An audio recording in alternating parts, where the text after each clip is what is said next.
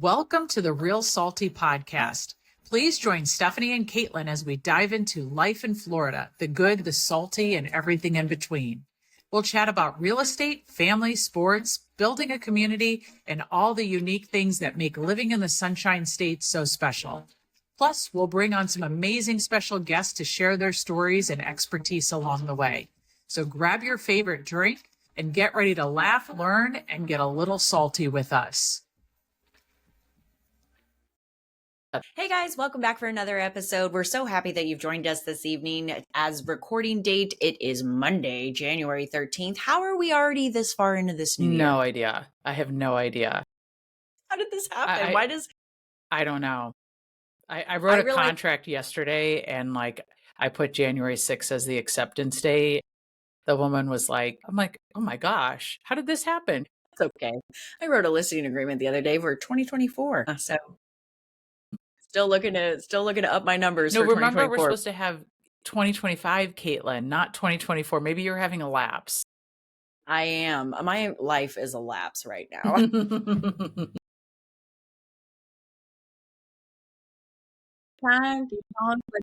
It is, but it's so funny because last week then was the first full business week back from the holidays, right? We had those 2 weeks there where it was you get Christmas off, but then you got to come back to work, and then now you get New Year's off, but then you got to come back to work, and you're so right. It was, and how it was so weird because by the end of the week last week, I felt like the holidays were a lifetime ago, and they were only the week before. Like I was like, what?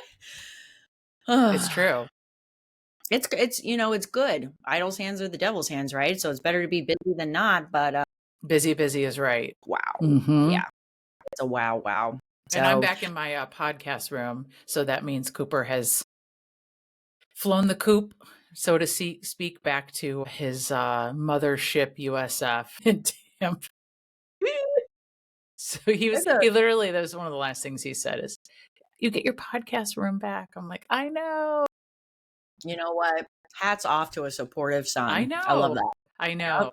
I had to move. Well, the last couple episodes, actually the last 3 or 4, I've shot against a wall in my bedroom. So that's kind of nice too. But yeah, so everything is breathable. And I'm a little tired today because I normally go to bed 10:30, but as I shared last week that I was going to do it, we did do it. We went to the Bucks Commanders game last night. So raw. So yeah, man. Although disappointing for you, for me, I was not your entire family. No, the rest of my family was happy. I'm literally the only Bucks fan. We just found out that if the Commanders and Bucks go head to head, I am the only Bucks fan, and I actually can be okay with that because I'm still happy for my husband that they won. And so we're sitting on the visitor side. The energy from the Commanders fans, well, first of all, they were all acting like they were still Redskins, but okay, question. So they travel well. Oh, that's good. They traveled well. I guess they do. Cooper said that one of his friends took a flight back to USF from wherever she was, and it was all Commanders fans. Interesting. It was like a high school reunion because I was 19 years. So it literally could have been the 20th high school reunion that they all went back. You would have thought it could have been Woodstock, the way that they were acting with each other. It was Michael's not shy anyway, but he was talking to all of the Commanders fans like he hadn't seen them in years. I love that for him. It was because he's such a social Sally.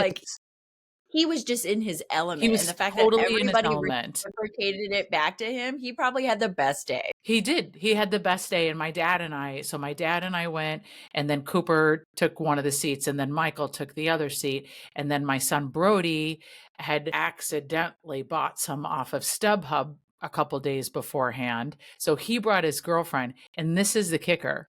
They all wore Bears stuff. Him and his girlfriend, they wore Bears jerseys.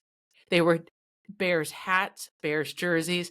They were decked out in Bears paraphernalia at this Bucks Commanders game. Mm-hmm. And Cooper, of course, was wearing his Green Bay jersey because they had just lost. So, oh my gosh. Just about to ask because I saw a couple cute photos on your social page, and it was like Bucks, Green Bay, Commander, and then another Bucks because my dad. Yeah. You look like 5 random people that won a prize across the entire United States, and they all sat together for some reason. And I was like, why do they look alike though? Yeah. Well, and Michael has raised them to be a fan of football, not just a fan of one team, but a fan of football. And so it's actually, I think it's really cool. So as we've had season tickets the last couple of years, they've been excited about all the other teams that are coming to see the Bucks, to see those players. And Michael went to Houston with Brody this year to go see CJ Stroud and to see that stadium. And so, but nonetheless, enough of that. We didn't even know the doink had happened. You didn't know in the stands. Did you not? No, we didn't. I didn't even know till this morning when I was watching SportsCenter. All we knew is that all of the Commander Redskin fans were cheering and that we had lost, but we had no idea the doink had even happened. So I saw someone mention it on the page. What doink? Is this from like a week ago, 2 weeks ago? But yeah. The other doink. Nope. So, but yeah, I mean, that was the only probably unpredictable game this weekend, right? That was I mean, well, Houston, maybe Houston and Chargers. Yeah, I was gonna say I was interested to see how that was gonna come out, but I mean, I was banking on Houston, and that's who ultimately my team now has to play after their bye. The Chiefs are playing the Texans. They have to come to Arrowhead, which of course I'm always confident about that because that's protect this house, protect the house kind of thing. But it was interesting because one of the games that I don't know, man. For some reason, I was kind of hoping the Steelers fell ass backwards into it. And I'm just like, 5 games in a row, like they've lost. They fell butt backwards into this playoff game, but they just couldn't even get it together. No, they couldn't. Like it was, and the fact that Detroit got to sit on their couch and twiddle their thumbs with us. Yeah, I mean, in a lot of ways, Kansas City hasn't played in a while, right? A while. Yeah, that's probably the big threat, I think, for you guys is you haven't played in a while. In the last game that you did play, it was like maybe the 8th string players that were playing. So, I mean, we rested everybody. And then honestly, I still am a little pleased with the fact that we told Cincinnati. Yeah, we're not interested in you. Thanks. Yeah. We'll take the L just to stick it, right? That's fine. We'll take the L. No, I'm just kidding. I don't have a direct report with Andy Reid. I don't know that was the master plan. I just know. I think everyone does, though. When you call our mothership Burrowhead, there is a price to pay. And we are going to rub your face in it for the rest of your life. Watch out, world. Here comes Caitlin. Sorry. Circle your bus. 2024 Caitlin coming out, or is it NFL Caitlin? Circle your bus again around Arrowhead yelling Burrowhead. See what happens. Oh my God. See what happens. So now that the Broncos in just for shits and gigs. Exactly. Like we have nothing better to do, brah. Yeah. Brah. That's right. Brah. So who is the team you fear the next? Okay, so I am going to be on pins and needles to see how the Lions-Washington game heads out. And I know that I shouldn't be cocky and just assuming that we'll see one of the two in the Super Bowl, but let me ask you this. Buffalo, Baltimore. What does your gut say before I even say anything? Well, there's a lot of discussing that. So my sister bleeds purple. That's all she thinks about it, or the Ravens. But I don't know. But they were no allegiance, terrifying. No allegiance. Like if there's close friends or family members, but like stat to stat, who do you think's going to come out of that game? I just think that that Baltimore is terrifying. I think that I think that they're terrifying right now. I mean, I think that Buffalo's got this kind of magical, whimsical look around them, but I don't know. I think the Ravens look like they are like out to draw blood at all costs now. I think so too, only because Baltimore has gotten into the playoffs, I feel like, with Lamar so many times, and their dreams get cut so short, either the first game or the second game. Now, they are going to have to play in Buffalo, so if they do their little witch snow dance, hates the cold. That's what I'm saying. Like he hates, so we'll see. But I mean, they didn't have Henry, and he is sick. He is sick. Let's keep him healthy for them, though. But still, He is. I mean, he is. He just redefines what running back means, right? Like he is. No, party foul. Sorry, it's okay. Yeah, we're fine. It's good. Yeah, I think Yeah, that. Yeah, but when you only that's what have, he plays: running back or wide here's, receiver. you know what? My brain is spacing right now. I had another girlfriend that was complaining in the fact that Lamar ran like the first 10. Yeah, so he like plays running back. Well, and at the same time, if you only have one weapon out there, then you got to use your legs, and You he's do. known for That's like that. Jaden And Daniels, right?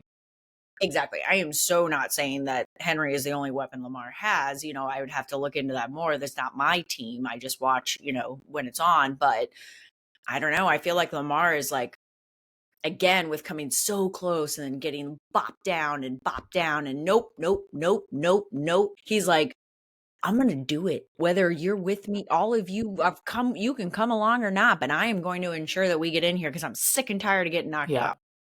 Well, it's like the new stage of a quarterback at this point. I feel like you almost have to have the run game that you didn't have before. You have to. And I know that Tom Brady was broadcasting, and he's come a long way, I think, as a broadcaster. I think he does a pretty good job. Yeah. I enjoy listening to him. And I know there was a lot of people that were, oh, I don't know. But I actually, he adds a knowledge from the quarterback stage that it was just like, he said yesterday, 100%. he was like, that was going to be a run.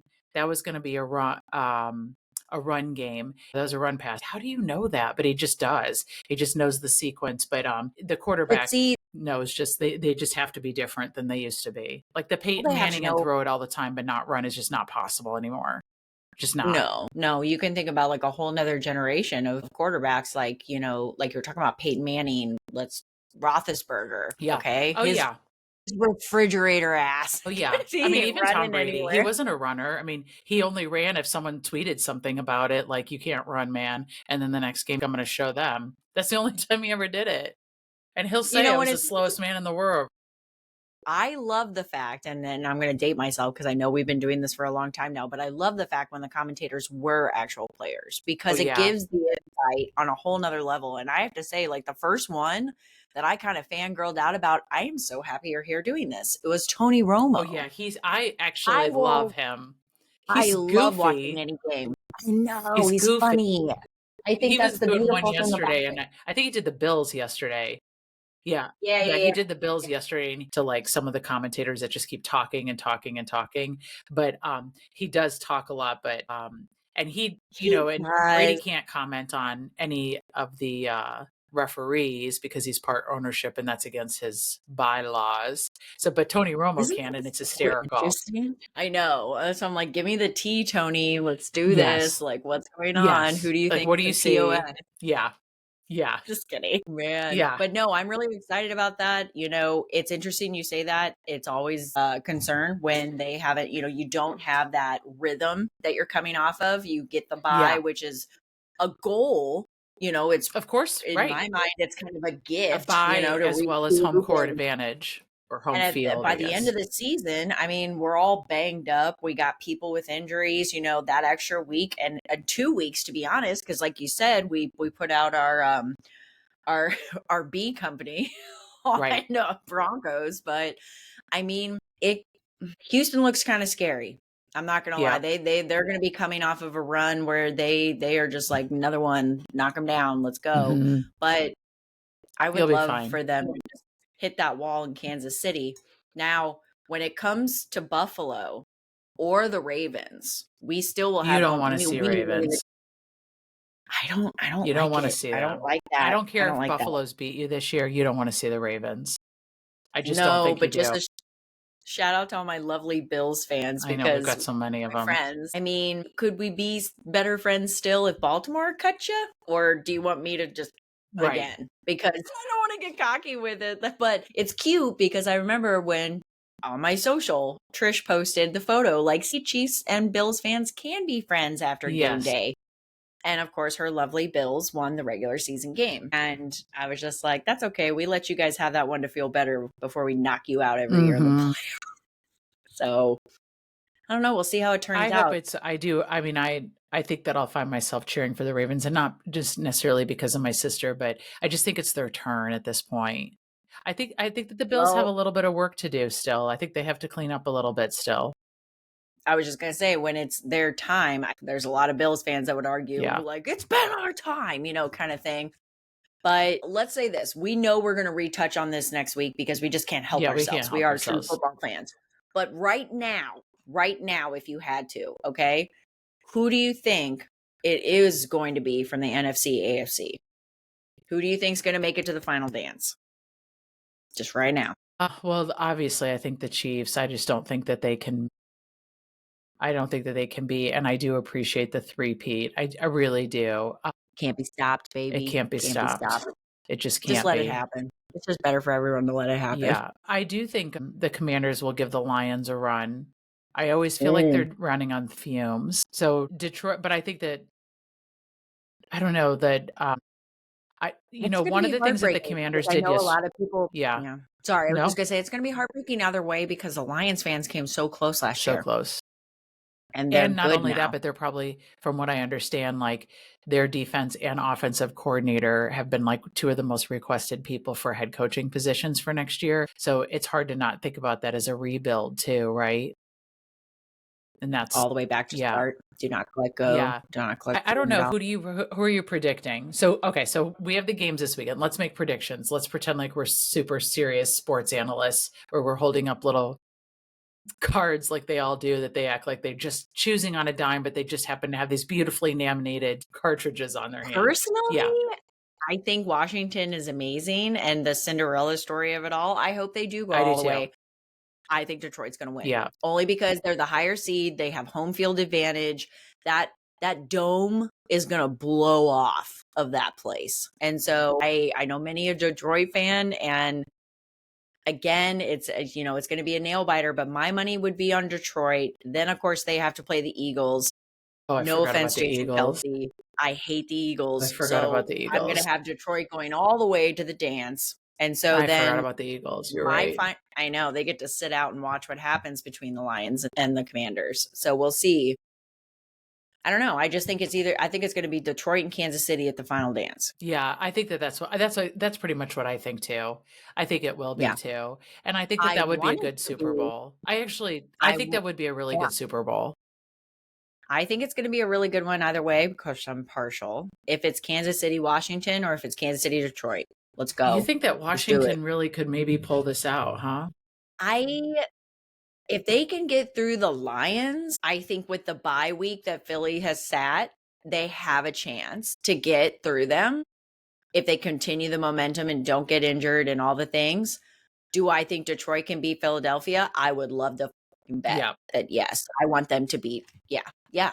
I think it's amazing. It's just I've been with Michael since 1998, so that's a really, really long time. And he has been, I don't even know my life without him, but he has been a Commanders fan since like as long as he can remember. So it's just so exciting for him. I want that for him. I know that's and so I know that sweet. A fellow coworker of ours is a lifelong Commander fan too, and I want that for him too. But the Detroit people have suffered too. I mean, we can't just act like, oh yeah, they've had last year they were really good and they were the Cinderella or whatever, and then they cut themselves on their glass slipper at the very end. Yeah, they did. But yeah, they did.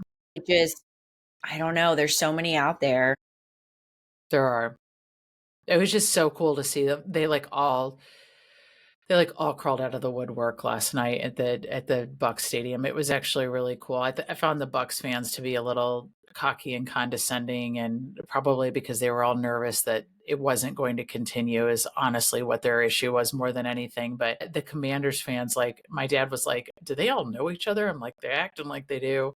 It was really sweet to see. I mean, talk about a team that has not been involved in, what they say, 19 years? That's crazy. Yeah, exactly. I mean, that's like the entire length of my son's life. Actually, that's the entire length, I think, of Generation Z. Yes. Is it not? Yeah, that's what Flynn actually said that today. She was like, it's an entire generation, Mom. So how do you not be excited? I'm like, I'm super excited for him. I'm really excited. I'm super excited for him too. All I'll say is that just let us do the three-peat. Just let us do the three-peat. And then it's funny because somebody said, yeah, but then next year you guys will want to break the record with the four-peat. And I'm like, wait, we're not talking about that yet. We're not talking about that yet. It's possible. I'm not going to rule that one out. That one's going on the back shelf. Yeah. Don't jinx it. Who's to say if it does, Yeah. Yeah. kind of just the mafioso style of it all. So go everybody. I still see like the players' moms like in the stands or their girlfriends or their wives, and like they're about to like have a conniption fit because they've incurred all the stress that player is under. And so I just pray for them too. Yep. Yep. The last thing I'll say about the camaraderie of your Commanders fans over there, it sounds like they all like thought they were at a Taylor Swift concert, exchanging friendship bracelets and like Oh, hugging each other. And they're like, yeah. I love you. No, That's I love actually so you. funny that you said that, because I mean, yeah, that's actually probably pretty close to it. I mean, they all had gear that you knew was just like dusted off their shelf after years of being sitting there. Or, where's that box of stuff I had? Like, and then they were I mean, Commanders is a tough one to chant while you're walking around the place. Like, let's go, because you don't like Tampa, like anyone that's been to a Bucks game, they yell Tampa and then everyone yells Bay. Someone yells Tampa and then you yell Bay. And that's what, like, when you're walking up and you're going up the escalators to get wherever you're going. And then you can't necessarily yell Commander, Commander. I mean, it's not the easiest flow. So they were all yelling Redskins the entire time and cheering. And that's just, I mean, it almost just shows, I guess, the length of their love in a lot of ways. I mean, there's been a lot. Yeah, there's been a lot. So, but yes, go football. Go football, man. I'm living for it. When it comes time after February 9th, I don't know about you guys, but at the conclusion of everything, and they're like, we're going to Disney World or whatever. Trent and I literally turn off the TV and we're like, now so what do we do now? Mm-hmm. Yeah, for the next like 4 months. What do we do? I know. Yeah, or longer than that, actually. Yeah. So exactly. Oh, But I guess we're here for real estate. So let's chat. Let's dive into that. We are here for real estate. Let's talk about some of that right now. I love it. I love it. So last week we talked a little bit about just all the third-party sites that are out there, and like some really great conversation about like the advantages of Zillow and the advantage to the consumer, and actually that we don't view it as something that is a negative for us. It's only a positive to educate as well as to validate some of the stuff that we did. Right. But okay, so you get to a point where you now need to choose a realtor, and Caitlin and I have a list of things that we think are super important when you talk about 11 things that we say like you should be talking to your realtor about, because let's face it, most people are uncomfortable interviewing. They don't do it for a living, but you are asking someone to either purchase and or list one of your biggest assets of your life, potentially once or twice in your life. You're asking them to you want to trust them, have a good relationship with, and you need to make sure that you vet, for lack of a better word, your agent, and you feel comfortable with whether it's their communication or whatever.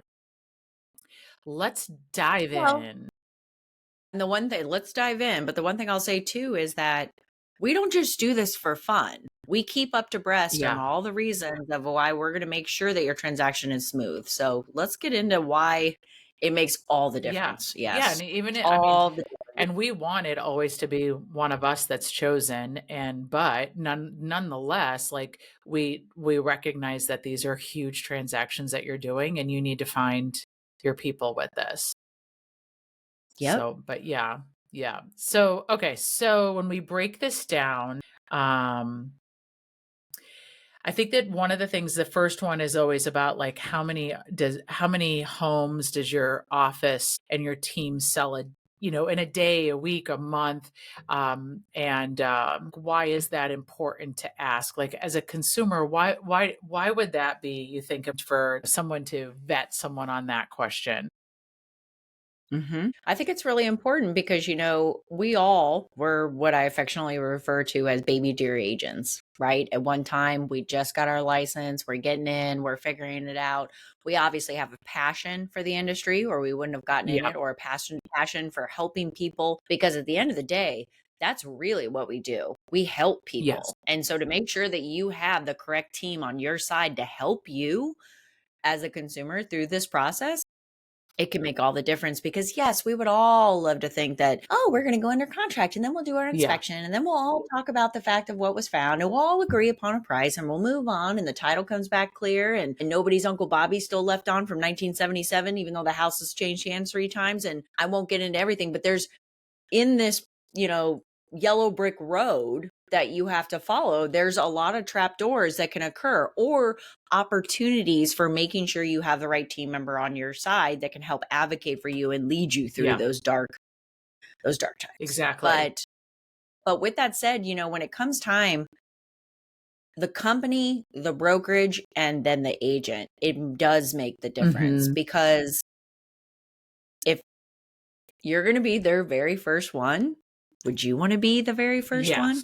Right. I don't know. That's right. So even if it is something that you're newer at, whether it's newer to that specific transaction or that you're newer to this market or you're newer to this situation, that is one of the things that I rest assured that at the end of the day, there's safety nets to catch any mishaps that might happen along the way, because there's always one glitch. There's always one glitch. Even when the smoothest thing sound like everything seems like it's the smoothest down to the wire, there's always a glitch.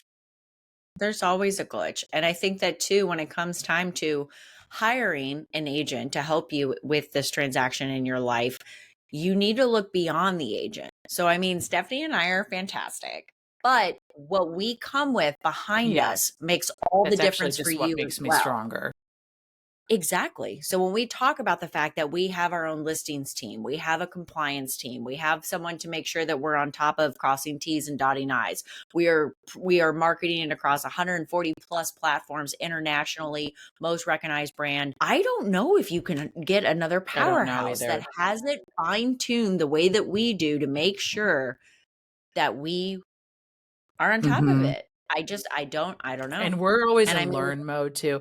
Not only does the company put us in learn mode, teach and learn mode, but the company, like our brokerage specifically, is always working on ways to just give us the information and educate us with it and make sure that we are, that we're on top of the game. And I think we saw that. I know that from all of the information that we had from just like that last NAR settlement and then kind of going out into the world and having to work with other agents. That is the one thing that I'm like, there's so many brokerages out there that do not educate their realtors. They're basically, their realtors are really bad about keeping up with the current education, and that, shame on them. And that's part of the thing that you have to ask. Like, you ask them about, like, so how many are you selling? Like, well, we have a hot sheet that comes across like literally every day at 11 o'clock that tells us new contracts, closings, and it lists the agents. It's a little bit a competitive piece of it. And honestly, like, it helps us just know that, like, when we go into a listing or a buying presentation,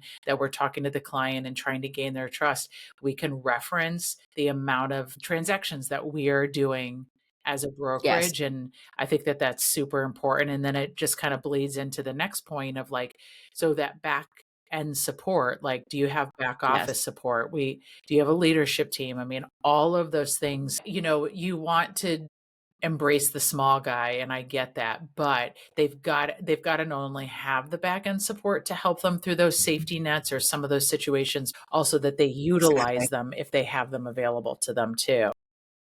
Yeah. Well, and we can specifically reference too with one of the next points we like to talk about on the seller side. Okay. I get it. There's all these ma and pop boutique brokerages, real estate companies popping up. It's fantastic, America. Yay. Right. But at the same time, what systems does that mom and pop brokerage then have access to help position your pretty property in Switzerland, in Taiwan, in, you know what I mean? Like New York City right now. It makes all the difference too about how we are able to market the property from a certain point. So making sure that you talk about that. And here's the thing too, the concierge that we have with our listings department that always makes sure that our clients' properties are at the front and the foremost of making sure we catch as many eyes as possible.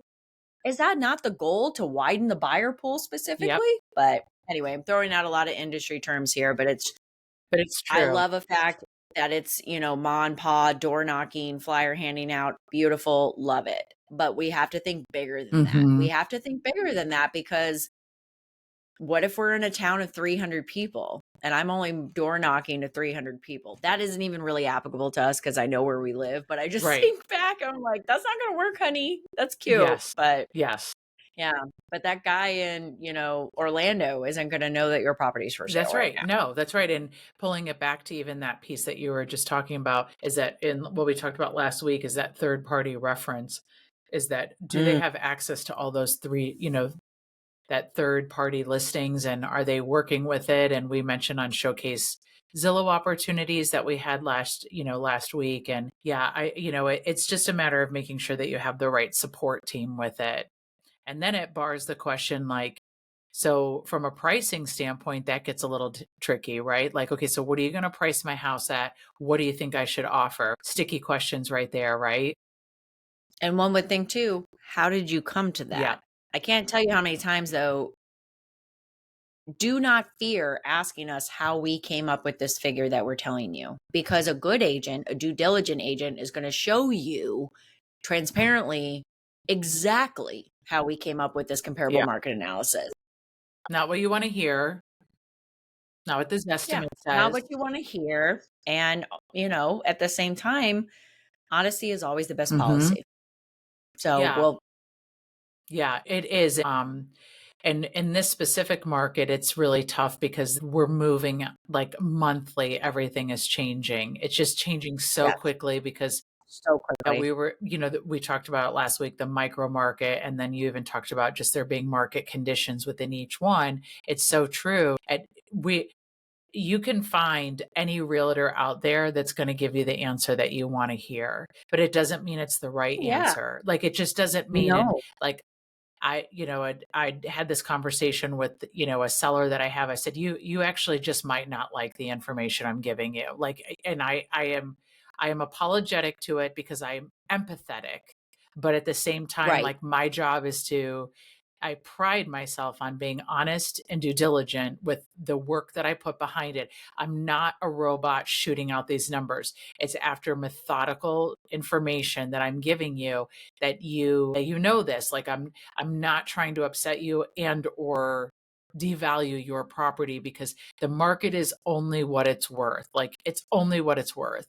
And so I think that's a really hard part, to make sure that as agents, you want to get the listing, but you also want to make sure that you put yourself in a place that you're communicating with them like, we'll try it, but we've got to have a pricing strategy moving forward, because there's going to be some pretty strong, significant writing on the wall if this isn't working properly. And also from a buyer's perspective, going after a price with the client is tricky, because if they just did a $30,000 price reduction and you still want to come in $20,000 below that, you have to realize that these people are super upset right now that you're basically offering them $50,000 lower than what they were thinking a week ago. And that's a lot. True. And it's just, it is a lot. And so making sure that you have that connection with the realtor, but the realtor is willing to have some of those hard conversations with the other realtors too, is super important, I think. Yeah. And if you can't do your customers the courtesy of telling them the truth, and I'm not saying we don't have to wrap it up in a nice, neat little painless pedo needle where you don't even feel it going in. Like, sorry, there's a past clinician coming out here, but all I want to say is, like, and I'm not saying that if you are a due diligent seller and you've done your own homework, that we show up and we're going to say avoid yes ma'ams, or yes sir people. But at the same time, if it's what I've got, then yeah, we're going to party. We're going to talk about the fact that that's exactly what I have. And this is how I came to it. Oh my God, that's how I came to it. And I also realized too, that people are different how they want to be communicated with. Is everyone going to want to sit down and look at that lovely comparable market analysis spreadsheet, that side-by-side comparison that we've put together because that's our job to do? No. And then some people will ask for more when you give them that. Oh, Mhm. yeah. Yeah. I was going to say, but at the end of the day, you owe it not only to yourself as an agent, but to the client to make sure that you have that prepared. And so, and then when it comes time to, okay, great, I like you, pick me. Right. I should also preface this because I meant to say this at the beginning, and this is totally a joke, but any of my immediate family or friends, if you dare interview another agent and I find out about it, I'm just kidding. Yeah. Nobody will lose their lives. I know. Anyway, but I'm just It's tough. like my mom. It's tough. Shout out to Bambi. Bambi, if you hire another Florida realtor, we are going to have words. Yeah, I mean, I think that can be tough too. I think it can be really tough. I mean, sometimes business and pleasure don't work hand in hand with each other, but there's also a tactful way to kind of have that conversation with someone and say, like, I'm kind of nervous about this relationship, And here's the other thing, though, short of my mother, Bambi Beard, I would advocate for anyone. I mean, besides Trent, too. If Trent did it, I'd probably have that to might kill be a him. problem. But anybody but Bambi and Trent. Exactly. You are more than welcome to interview another agent. Well, if Trent was doing it, you'd be kind of questioning what exactly he is doing. So that adds a whole nother layer. I'm going to be honest, when it comes down to brass tacks and we are the buyer, I might refer him to you. No, I'll manage the two of you. let's just not mix business and pleasure. You're going to have to answer Trent's question. It's so stressful. It'll just work out better Oh my for God, everyone. I will do that gladly for free just to make sure everyone stays peaceful. Oh my gosh. No, he's great. We love him. But I guess basically, there's a couple other things when it comes time to brass tacks and we are doing the dance. So you've signed the buyer brokerage agreement, hired us as a buyer's agent, or the listing agreement. You said, we pick you. Yay. We go to market. We list the property. When it comes time to, like Stephanie's talking about, each step in this yellow brick road, there is an opportunity for something to not go according to plan. And we don't want to act like the pessimistic polys, but trust me, guys, we've seen some things where we're like, I will bet money that this is going to close in 7 days. It's a cash deal. There's no inspection period. Let's go. Like on paper, that should be like, yeah, we're going. And it just goes all the way down. Right. So when it comes time to, when you are that seller and you've received the multiple offers, is that agent just going to skim across and look at highest offering price and then pass it along and say, this is the one you should do? First of all, you have to go over all written offers legally with your sellers, right? And secondly, too, the other point would be, well, some brokerages don't require that. Well, technically they do, but some brokerages don't enforce that. And it's one of the things that I pride ourselves on. It's not an offer unless it's a written offer. It's just not. It's not supposed to be something any realtor's doing. Like, I got an offer. Do you get into conversation with another realtor to discuss what that offer might look like? Of course you do. But yeah, I mean, to what you're even asking, like, so let's say we get an offer, or let's say I make an offer and that we find out there's multiple offers. What is that connection that you've made with that other realtor? Like, as they say in all these fun shows on HGTV that's about selling this and selling that and all of this. And they're like, I can't wait to do a deal with you. They don't like, before becoming a realtor, it was just kind of like, oh yeah, I can't wait to do a deal with you. It's like, clearly, like, you don't care. You're just trying to get this place sold, or you're trying to buy this place. But that connection and relationship with that other realtor, that is so important. It is stupid ridiculous. It's unbelievable. And I don't want to touch on it too long because we could get wrapped up into ethics of, well, she liked me better because I wore her favorite color.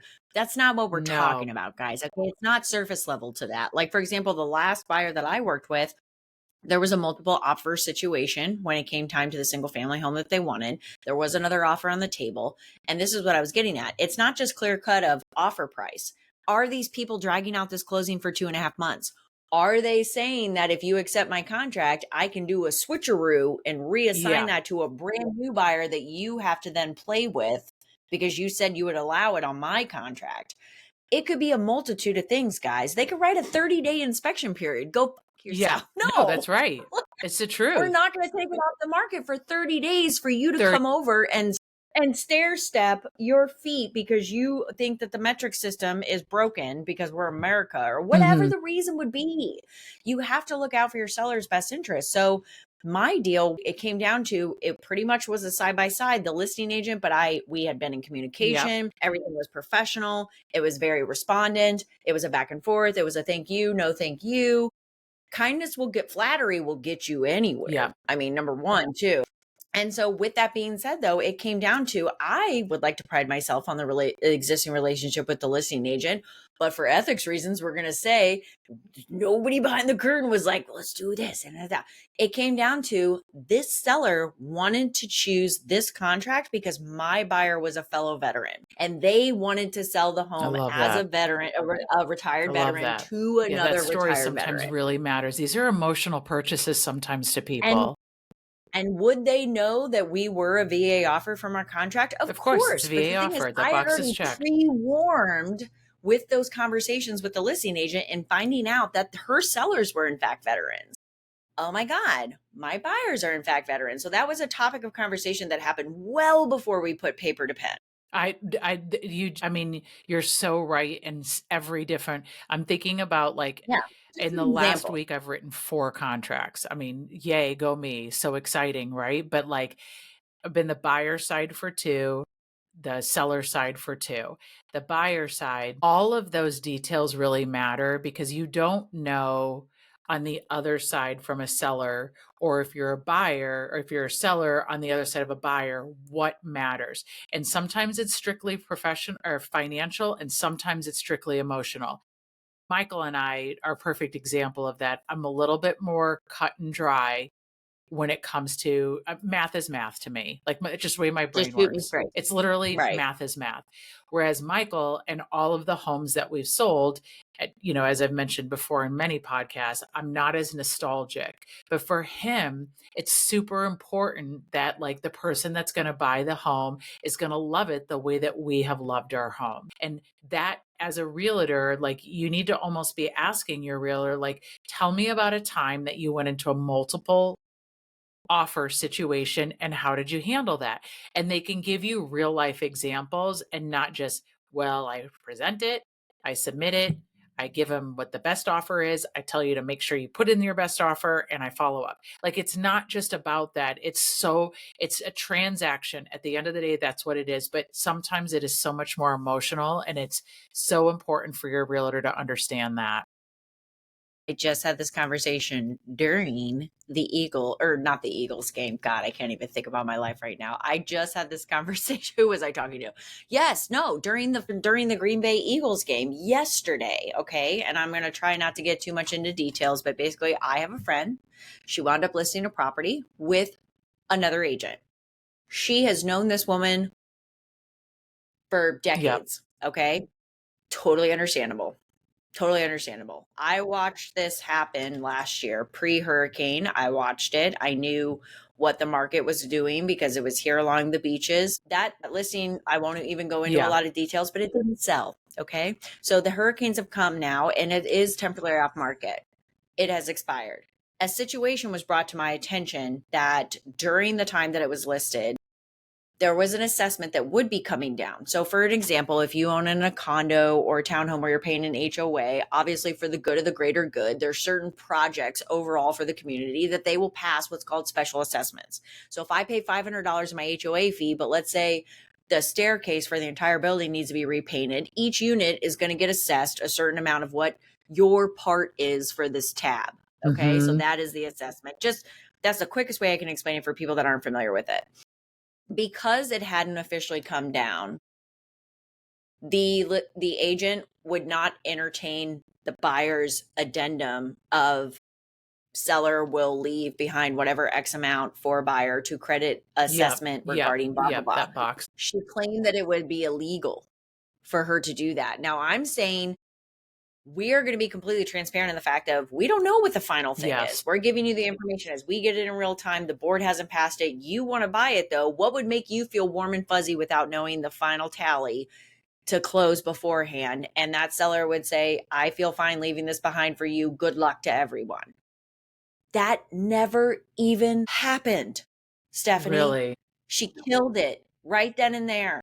And it made me feel for my friend because personally, I had a deal that literally this just happened where the milestone inspection with the condominiums after the tragedy over in Miami with the Surfside complex, we happened to go under contract 2 days last year. My buyer couple I was working with 2 days before the engineer was coming out to begin the milestone. So we wrote a huge long thing, and I talked to her about the fact of we got the information as we could. We made the best decision with the best information that we could, but we held the deal together. Meaning that what would make you feel okay? What do you feel comfortable with?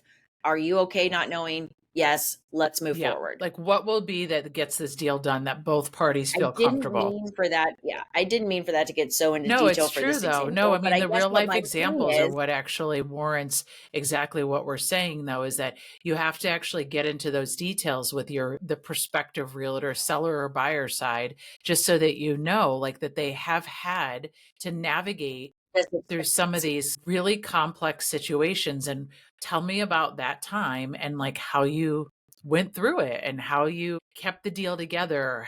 Or is there a time that you can tell me that you wish you would have done something different? Is that realtor reflective on what their approach is? And those are just, I mean, they're just so true. It's not easy to get into those conversations. I mean, I remember I've been to listing appointments where they literally just want to know what the price is that I would list it for.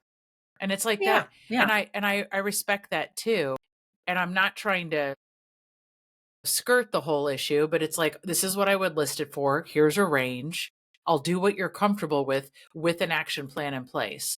And if nothing happens, then we need to react. The market is telling us something different. It's just telling us something different. But when it comes down to like even the next point about the escrow deposit, as much as the offer is important, seller or buyer side, as far as the the price that they're going to pay. And it's easy to not just look at that because that's actually just the only thing that posts. But there are other factors like closing date, inspection terms, special assessment pass off. And most importantly, escrow, like how much money are they putting down? How serious are they? How much are they willing to risk to lose this? How much skin in the game? That's right. How much skin in the game are you willing to make it worth it? Yeah, I have someone right now that I'm actually working with her from a buyer's perspective, and she is selling her house with someone else, which is fine. It's over in the middle of Florida. I don't even know where she lives, but she's moving over here. So I was able to connect with her. And she was like, well, what do I put down as an escrow? And I'm like, typically 5%. And she's like, really? And she's selling her home for $570 over wherever it is in Florida. And her realtor that she's working with only asked them to put down $1,000. 23.5. Sorry. I know. No. Sorry. Okay. And I go, what? I go, that's just actually crazy. And she's like, well, that's what, and I'm like, okay, no, you have to show you've got skin in the game. Like you said, like you have to show that you're serious about this, or else it just looks like I had an investor write me a contract 2 weeks ago that put $10 as escrow. Are you kidding? What a dick. Yeah. I'm sorry. Oh, yeah. What a I pretty much almost responded that way. I mean, I was like, filter this. This is a company email, but that's what I wanted to respond with. Like, are you serious? Oh my God. But the real point of that is that, first of all, a lot of agents might not catch that. No. And don't realize it. And then they do essentially take their home off the market during that process. No. It's so sad. Again, setting up for success. When you are working with the seller as the agent to get us, and I hate to give the analogy, but let's say we're at a ball, honey, we're Cinderella, we're at the ball. You want me to leave the dance to go out to the terrace with you for 7 days before I can come back in and see who's left to dance with? No. Oh my God. I know, but you know what I mean? And so people have to think of it like that. Like, look, we want to give you the time to do your buyer beware, your due diligence period to make sure all of your questions are answered so you feel comfortable moving forward. but I'm not taking it off the market for 27 business days. That is so I had an funny offer and the other so day. They true. wrote 27 business days, Yeah, Stephanie. that's right. That's right. And sometimes people just don't think of it. They just think, oh, there's so many things like these as is contracts. And this is totally getting off the subject. They really don't work in the seller's benefit. They become the buyer's benefit because it's essentially like, I decided to make an offer, but my inspection period is going to be 15 days. So that means I have 0 to 15 days to pull myself out of it. And you have 2 weeks that you don't have your home on the market. Because by the time I sign that, like cancel and release, it's going to be about almost 3 weeks that happens. And that, like, the knowledge behind that is just, you have to employ someone to work with you that understands that.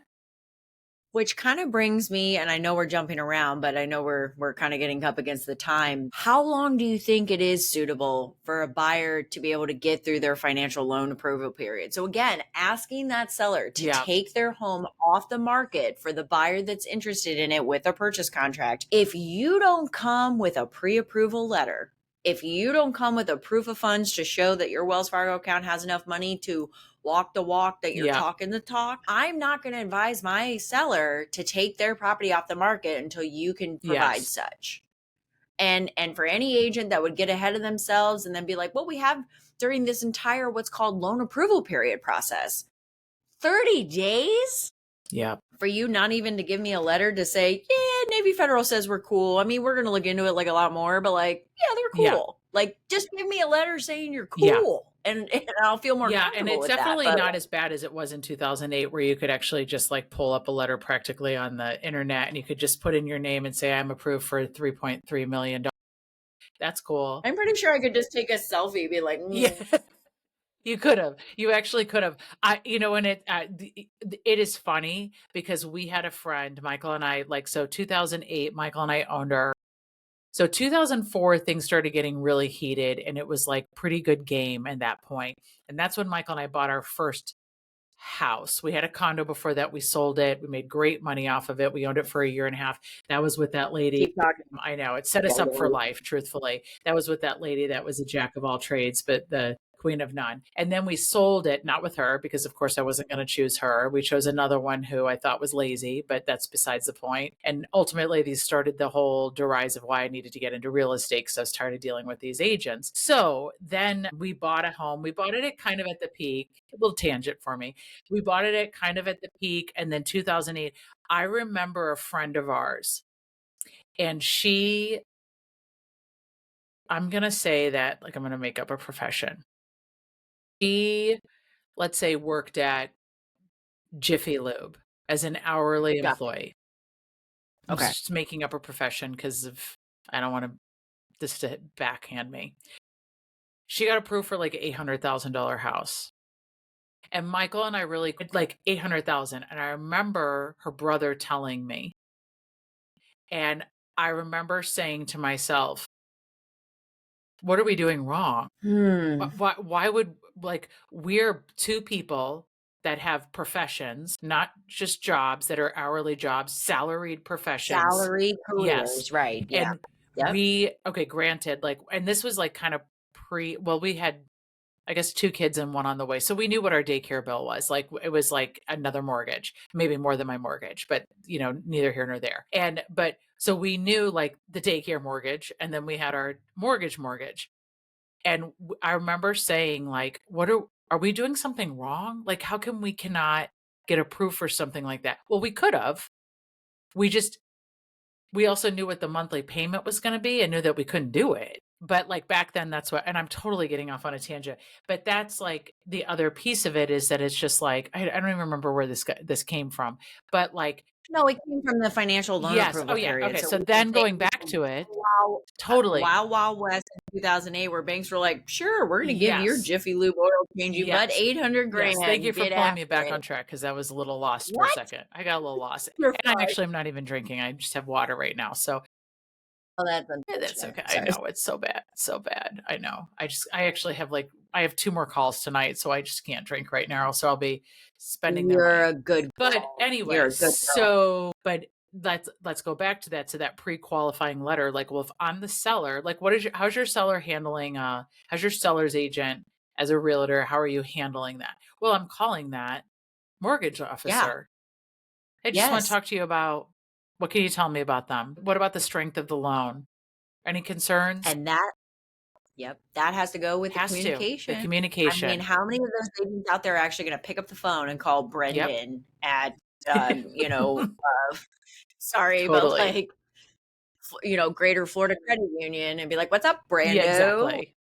No, How long you been the doing Smith, this, Brando? Yeah. right? The Smiths, they cool, Yeah, right? and most of Yeah. the time, as you know, and we both know, is that once you get person talking, they just won't stop talking. And so you can Bleh. find out Yeah, so much information that you don't need to know, but it actually helps you. It's ammo. It's, you put it in your arsenal and you figure out what your counter is, or you figure out what that offer is, and you make sure that you don't lose this deal because of a simple thing is like making sure that you have the pre-qualifying letters, the escrow part is really strong, and that you just make sure that everything, the financial timeline that you talked about is accurate. I mean, we all know that nothing can get by an underwriter. I mean, it's not like you can pay off it, you probably could, but it's not like an underwriter does not give a flying F nope, at all. no. That's one person we can't You can't. schmooze. They are a black They're and like the white. Oz behind the black curtain, but it wasn't a black curtain for the underwriter. They It's are my like a, sweatshirt in a person. yes, Like, there is no no, deviation. no. Black and white. That's a It comes very out. specific skill set. I know, right? Yeah. It's like taken. I have a very specific set of skills. Specific Very set of skills. specific set of skills. So, but yeah, and then it's like, and then in Florida, which is unique, is that we actually don't have to legally use attorneys. We can just use title companies. So for people that are up north that we used one attorney the entire time. Title companies were not normal up in Connecticut where we lived. So we used an attorney the entire time. And you use title companies down here. But what does that even mean? Like, does the title company have an attorney that's in their house that can manage you through some of these things? And it's expensive when you get an attorney involved. I mean, any attorney based title company takes longer as it is because they don't blow through the amount of closings that a title company would, but that's because they cost more. We did that training a couple of weeks ago, and a title company to have a title company work for you is less than $1,000. And I use that. That's Right. a very high number. You're usually looking at between like 3 and 700 typically. But when you go to an attorney, you're looking for a $5,000 retainer fee to start with.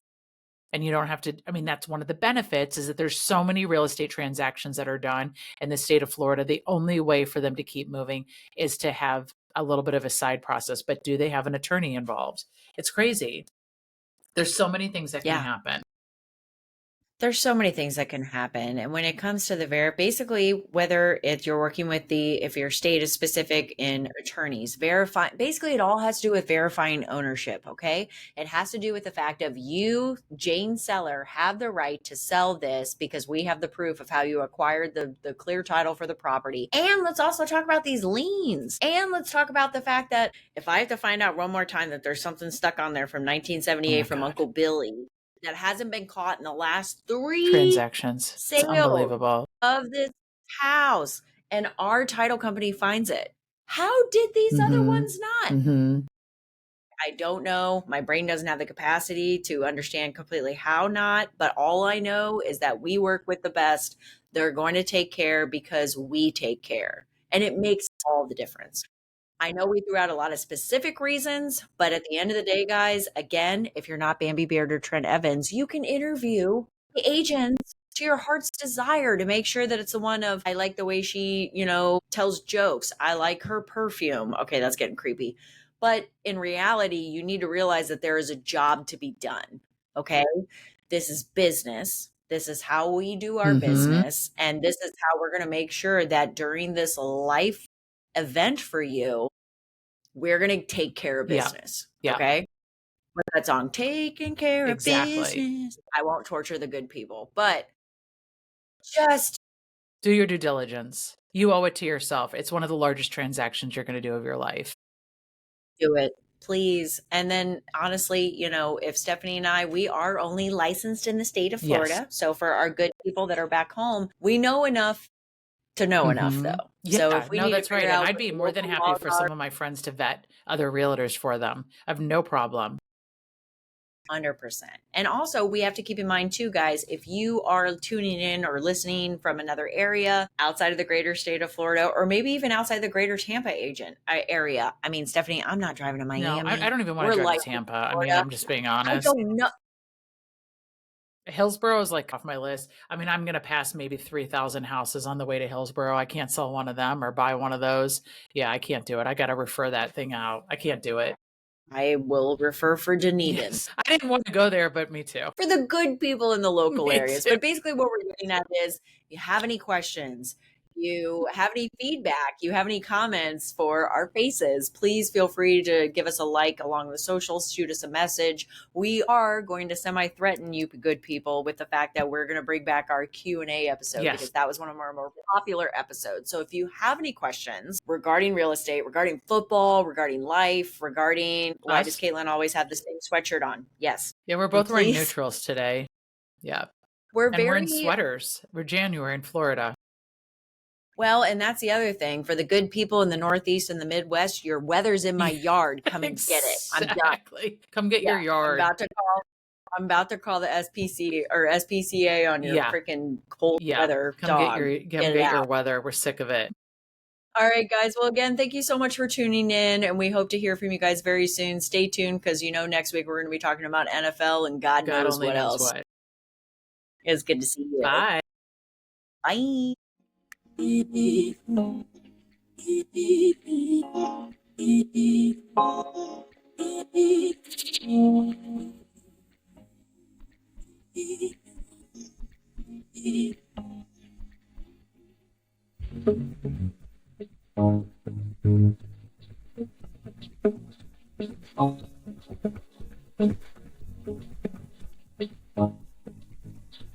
you.